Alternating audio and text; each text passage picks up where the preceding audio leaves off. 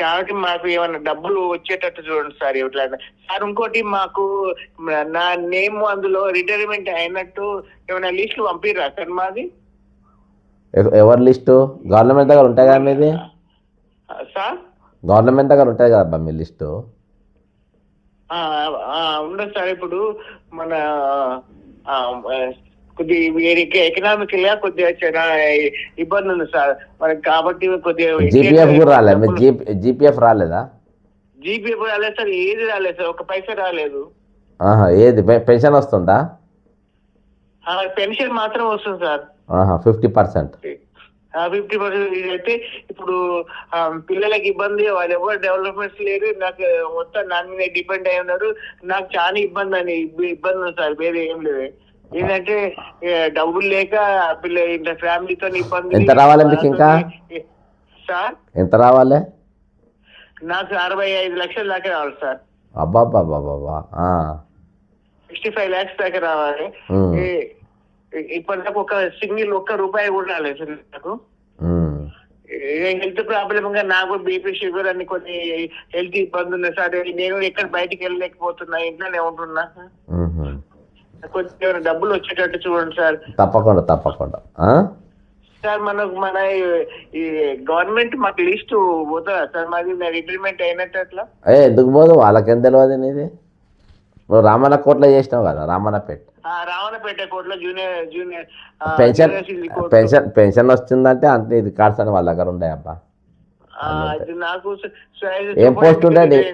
ఏ post చేసినావు sir? Additional జేసీ court Ramannapeta. Okay సరే అబ్బా. సార్ మీకు యాదగిరి భువనగిరి సార్. మాది శివరాజు నా పేరు. ఓకే శివరాజు గారు. ఒకసారి నా కూడా మీరు వాట్సాప్ లో పెట్టండి చూడండి సార్ నా డీటెయిల్స్ కూడా. రైట్ అండి సార్. కొద్దిగా మీకు కన్సిడర్ చేయండి సార్. మీరు కూడా ఎప్పుడైనా హెల్ప్ చేయమంటే నేను హైదరాబాద్ రమ్మంటే కూడా వస్తాను సార్. మీకు ఆ రోజు అరెస్ట్ అయిన రోజు నేను మీకు సింపతి కొరకు మీకు ఫోన్ కూడా వేసాను సార్ నేను. గుర్తొచ్చింది. ఓకే అదే మీకు వాట్సాప్ కూడా పెట్టినా సార్ నా డీటెయిల్స్. కొద్దిగా హెల్ప్ చేయండి. అందరు మీకు చాలా పెన్షన్ రిటైర్మెంట్ అయినంటే ఎంత ఇబ్బంది ఉంటుంది సార్. బయటికి వెళ్ళలేక, డబ్బులు ఖర్చు పెట్టుకోలేక, పైసలు లేక ఎంత ఉంటుంది సార్. నియత్ గా వర్క్ చేసిన వాళ్ళకు దేవుడు నియత్ ఉంటాడని నాకు ఇష్టం ఉండే సార్. అట్లా లేదు సార్. నేను ఇప్పుడు ఇవాళకంతా దొంగల రాజ్యమే నడుస్తుంది. ఏం కాదు అవుతుందిలే. న్యాయం జరుగుతుంది. మీ పైసలు మీకు వస్తాయి. మనకు లిస్ట్ నా పేరు ఉన్నట్టు చూడండి సార్. తప్పకుండా సార్. మీరు ఎప్పుడన్నా కాల్ చేయండి. నేను రమ్మంటే హైదరాబాద్ మీకు సోమవారం రోజు వచ్చే ప్రయత్నం చేయండి. సో మండేనా సార్? మండే మాసప్ ట్యాంక్ కాడికి, మాసప్ ట్యాంక్ దగ్గర పాత పెన్షన్ ఆఫీస్ ఉందా? అక్కడికి వచ్చే ప్రయత్నం చేయండి. పాత పెన్షన్ ఆఫీస్ కాడికి నేను చెప్తా. ఓకేనా? రైట్. ఇది పాపం రిటైర్డ్ అయ్యారు. సగం పైసలతో నీతి నిజాయితీతో పనిచేసిన వాళ్ళు. మనకు ఫోన్ చేసిన వాళ్ళు అందరూ కూడా ఇప్పుడు రిటైర్మెంట్ పైసల పైన ఆధారపడ్డోళ్ళు.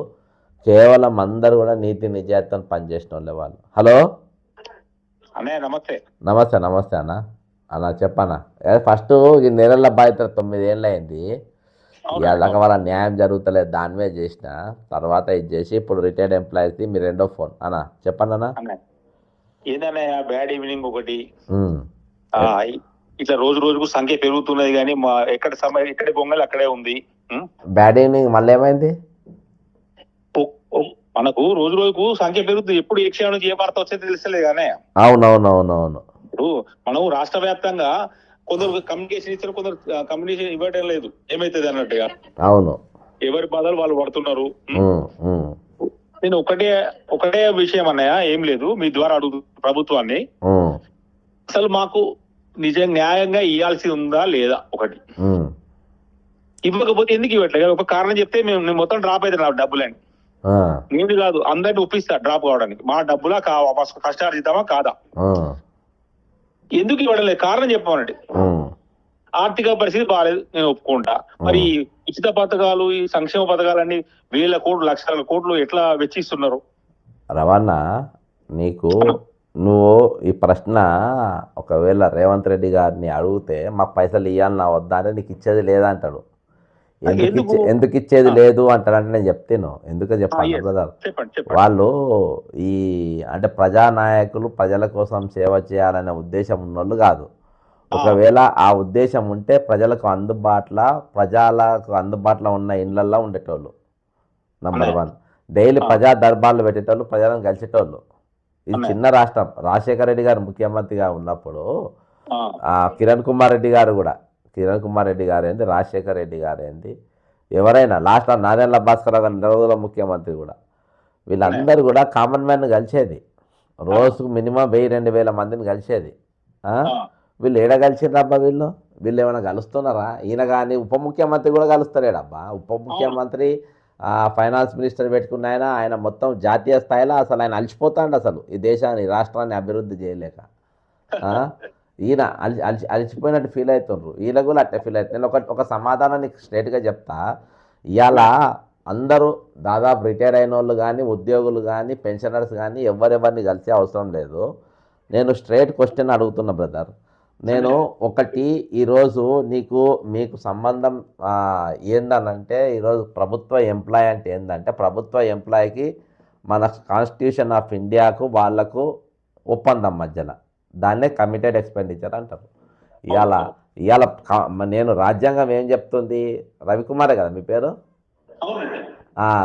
రవణ, నేను నీతోని ఒప్పందం చేసుకున్నా, నీవు డ్యూటీలో ఉన్న రోజులు నీ జీతము, నీ బెనిఫిట్స్ ఇస్తా, ప్రతి 2 సంవత్సరాన్ని డిఏ పెంచుతా, ప్రతి 2 సంవత్సరాన్ని పిఆర్సీ ఇస్తా, రిటైర్ అయినాక ఇగో నువ్వు దాచిపెట్టుకున్న పైసలు ఇవి, మొత్తం అన్ని పైసలు కలిపి నీకు ఇస్తా. ఒకవేళ మధ్యలో ఎక్కడైనా జరిగిపోయినా నీ కొడుకు నీవు ఏదైనా ఆధారపడ్డోళ్ళో వాళ్ళని నౌకరిస్తా, రిటైర్ అయినాక నీకు పెన్షన్ ఇస్తా. తర్వాత ఒకవేళ నువ్వు రిటైర్ అయినాక నువ్వు జరిగిపోయినా నీ భార్యకు నేను పెన్షన్ ఇస్తా. కాబట్టి ఇన్ని ఒప్పందాలు చేసుకున్న దాన్నే కమిటెడ్ బడ్జెట్ అంటారు, కమిటెడ్ ఎక్స్పెండిచర్ అంటారు. అది నో అననికి గీ అననికి అంటే ఇది ధమాకున్నోడు ఎవరికైనా అర్థమవుతుంది, దేడు ధమాగాళ్ళకి ఇది అర్థం కాదు. నేను చెప్పిన పాయింట్స్, సబ్జెక్ట్స్ నేను పుస్తకాలలో చదివి మరీ తీసిన, లా పుస్తకాలలో అన్నిటిలో చదివి అసలు ఈ ప్రభుత్వ ఉద్యోగి అనేది, ఈ రిటైర్డ్ అయిన వ్యక్తి ఏంది, ఈయనకు మన ఏది ప్రభుత్వానికి ఉండే సంబంధాలు ఏంది, రాజ్యాంగ హక్కులు వీళ్ళకి ఏమున్నాయి అని చెప్పి మొత్తం చూసిన. ఈరోజు మీ పైసలు వాడుకోవడం, మీ పైసలు దారి మరలించడం అంటే నేరం. It is a crime. ఇది క్రైమ్. ఒకవేళ ఇది చేయాలనుకుంటే, పైసలు డైవర్ట్ చేయాలనుకుంటే ఫైనాన్స్ ఎమర్జెన్సీ ప్రకటించాలి, నంబర్ 1. నంబర్ 2, అసెంబ్లీలో చర్చ జరగాలి. అప్పుడు గవర్నర్ గారు ఇంటర్వ్యూన్ అవుతారు. గవర్నర్ గారు ఇంటర్వ్యూన్ అయ్యి, ఇక్కడ ఆర్థిక పరిస్థితి బాగాలేదు, మన భారత రాజ్యాంగం వీళ్ళతో ఇంతమందితో ఒప్పందం చేసుకున్నారు, వాళ్ళ పైసలు వాళ్ళకి ఇవ్వాల్సిన బాధ్యత మన పైన ఉన్నది అని గవర్నరు రాష్ట్రపతికి రిపోర్ట్ పంపాలి. గవర్నర్ గారు ఇండియన్ పార్లమెంట్కి పంపుతారు. పంపి పరిస్థితి బాగాలేదు, 50,000 కోట్ల వరకు ఇవ్వచ్చు బ్రదర్. ఎంత? 50,000 కోట్ల వరకు ప్రైమ్ మినిస్టర్ గారు డైరెక్ట్ ఇచ్చేయచ్చు. అయితే వీళ్ళ జీతాలు ఎందుకు ఇవ్వాలి వీళ్ళకంటే, వాళ్ళు ఒప్పందం చేసుకుంటారు, వీళ్ళతో కాదు. ఈరోజు రాజ్యాంగ భద్రత అనేది మీకు ఉంటుంది, వాళ్ళు ఇవ్వాల్సిన బాధ్యత వాళ్ళ. అయితే ఇక్కడ జరుగుతుంది ఏంటంటే, గవర్నర్ పనిచేస్తలేరు, గవర్నర్ ఈజ్ ఎంజాయింగ్. ఆయనకి ఎట్లా ఉన్నాడంటే ఇక్కడ విలాసవంతంగా అదేదో బీజేపీ ఇన్ఛార్జ్ కార్యాలయం లెక్క వాడుకుంటాడు. ఇక్కడ యాక్చువల్గా మనకు రేవంత్ రెడ్డి అనేటోడికి, ముఖ్యమంత్రికి, మనకు ఫైనాన్స్ మీద మనకు సంబంధం లేదు. ఎందుకు సంబంధం లేదు అని అంటే, మన ఒప్పందం అంతా ఈరోజు కాన్స్టిట్యూషన్ ఆఫ్ ఇండియాతోని, కాన్స్టిట్యున్సీ ఆఫ్ ఇండియాతోని మన సంబంధం. ఇక్కడ వీరు జీతం ఇవ్వకుంటే వాళ్ళు, అందుకని నువ్వు చూడు ఏజీ ఆఫీస్కి వెళ్ళి మన రిపోర్ట్ అంతా పైకి పోతుంది. ఈరోజు కాగిరిపొల్ల మనది ఎందుకు వచ్చింది? కాగిరిపొల్ల ఇన్ని పైసలు ఉన్నాయి, ఇన్ని పైసలు మేము వాళ్ళకి ఇచ్చేసినామని ఎందుకు చూపెట్టుకున్నారు వాళ్ళు? ఎందుకంటే ఇవన్నీ వాళ్ళ కిందికి వస్తుంది కాబట్టి అందులో తప్పించుకునే ఛాన్స్ లేదు, ఇవ్వమనే ఛాన్స్ లేదు. ఖచ్చితంగా ప్రతి పైసా ఇచ్చి తీరాల్సిందే, తప్పించుకునే అవకాశమే లేదు. నిన్న వరగన్నా ఇప్పుడు మా డబ్బులు వెళ్ళిపోయి మా పరీక్ష అంతే. వాళ్ళు వాడుకున్నారు, వాళ్ళకు ఇయో మోసం చేద్దాము, వీళ్ళకి ఇవ్వద్దు అనే ఒక బ్రదర్ సింపుల్ ఒక ప్రశ్న చెప్తా, ఒక క్వశ్చన్ అడుగుతా, చాలా ఇంపార్టెంట్ ఇది. ఇప్పుడు రేవంత్ రెడ్డి గారు ఫైన్ అనేది ఏంటిదబ్బా? అదొక టోకెన్ పనిష్మెంట్, ఒప్పుకుంటావు కదా? ఫైన్. నేను చిన్నగా ఉన్నప్పుడు మా స్కూల్కు టైంకు పోకుంటే మా టీచర్ 10 పైసల ఫైన్ అని పెట్టేది. ఆ 10 పైసలు తీసుకొని ఆమె చాక్లెట్ కొనుక్కొని కాదు. తెల్లారి నేను మళ్ళీ ఆబ్సెంట్ అయితే మా ఇంట్లో 10 పైసలు అడుగుతాం, మా ఇంట్లో కొడతారు కాబట్టి మా ఇంట్లో అరగంట ముందు పంపుతారు. ఇక ఆ భయం మళ్ళీ పేరెంట్స్ మీటింగ్ రోజు మా మా ఆ 10 పైసలు వాళ్ళు ఇచ్చేసారు టీచర్లు మా పేరెంట్స్కు. అట్లా భయం పెట్టడానికి ఇచ్చేది. ఈ ఫైన్ అనేది కూడా ఒక భయము పుట్టియనికి, ఒక బాధ్యత అనేది ఇచ్చేయనికి ఒకటి. ఈరోజు నువ్వు ఏమంటున్నావు, నీ ఫైన్ రిజిస్ట్రేషన్ అయితే కార్నే నువ్వు బ్యాంక్ సింక్రనైజ్ చేసేద్దాం, దానికి అక్కడికి వెళ్ళి తీసేసుకోవాలి పైసలు అంటున్నావు. ఇది ఫైన్, దానికి ఫైన్ అనేది నీ హక్కు కాదు. నా బ్యాంక్ డీటెయిల్ తీసుకోవడం నీ హక్కు కాదు, నీకు హక్కు లేదు. అదేందా ఈరోజు నా బ్యాంకు నీకు ఇస్తే, ఈరోజు సిబిఐ డైరెక్టర్ జేడి లక్ష్మణ గారి భార్య పైసలే వాళ్ళు దొబ్బేసిండ్రబ్బా. జేడి లక్ష్మీనారాయణ అంటే ఆయన ఒక బ్రాండ్, నేషనల్ ఫిగర్లో ఒక బ్రాండ్. అసొంటోడే మోసపోయిందంటే ఇప్పుడు కామన్ మ్యాన్, నేను బండి కొనుక్కున్న కర్మానికి నేను నా బ్యాంక్ డీటెయిల్స్ అని నీకు ఇస్తే నీకు ఆల్రెడీ అలా ఆర్టీఓలలో వాళ్ళు ఎవరైనా నన్ను మిస్యూజ్ చేసి నా బ్యాంకులో ఉన్న పైసలను కొల్లగొడితే దానికి ఎవడు బాధ్యుడు దానికి? అది ఓకేనా? సరే పక్కన పెడదాం. నువ్వు ఇప్పుడు నీ కానీ నీ పైసలే ఫైన్ కింద వచ్చే పైసలే నువ్వు బ్యాంకులో లేచి గుంజుకుంటా అంటున్నావు. అసలు 40 సంవత్సరాలు పనిచేసి నీకు రెక్కలోరికి కష్టపడి బీపీ షుగర్లు తెచ్చుకొని నీకు సేవలు అందించిన వీళ్ళ పైసలు, దాచిపెట్టుకున్న పైసలు ఎత్తుకపోనికి మరి నువ్వేమనివి?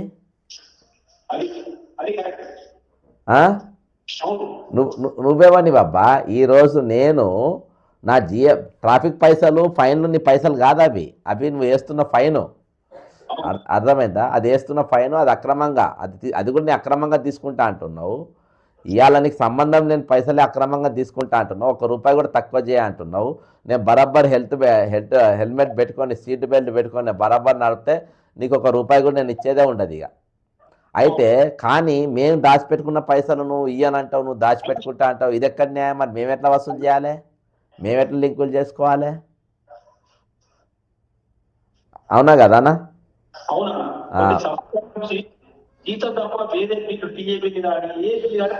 అంటే ఆయనకు వచ్చేటి ఏమో బ్యాంకులలోకి వెళ్ళి వేసి గుంజుకుంటాడంట. ఈరోజు రిటైర్మెంట్ ఎంప్లాయీస్ ఇచ్చే పైసలేమో ఇయ్యాడంట. ఇది ఎక్కడిది? కాబట్టి వీలైతే సోమవారం రోజు రండి అన్న. మీరు ఒక ప్రెస్ మీట్ పెడుతున్నాం హైదరాబాద్కు. సోమవారం రోజు ఉదయం 10:30కు పాత పెన్షన్ ఆఫీస్ దగ్గరకు వచ్చే ప్రయత్నం చేయండి. మాసప్ ట్యాంక్ కాడ. అక్కడ కాదు మాసప్ ట్యాంక్. రైట్ అన్న, థ్యాంక్ యూ. ఓకే రైట్ అన్న.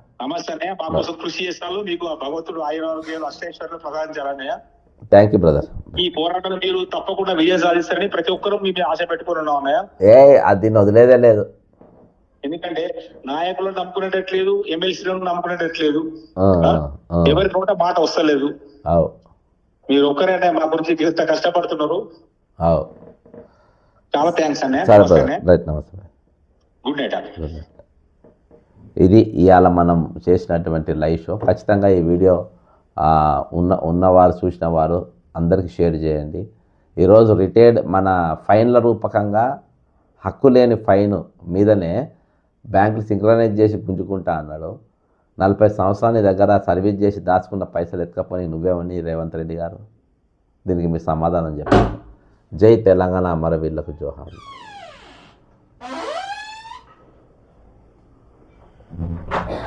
అంత గట్టిగా ఎందుకు కూర్చున్నావు?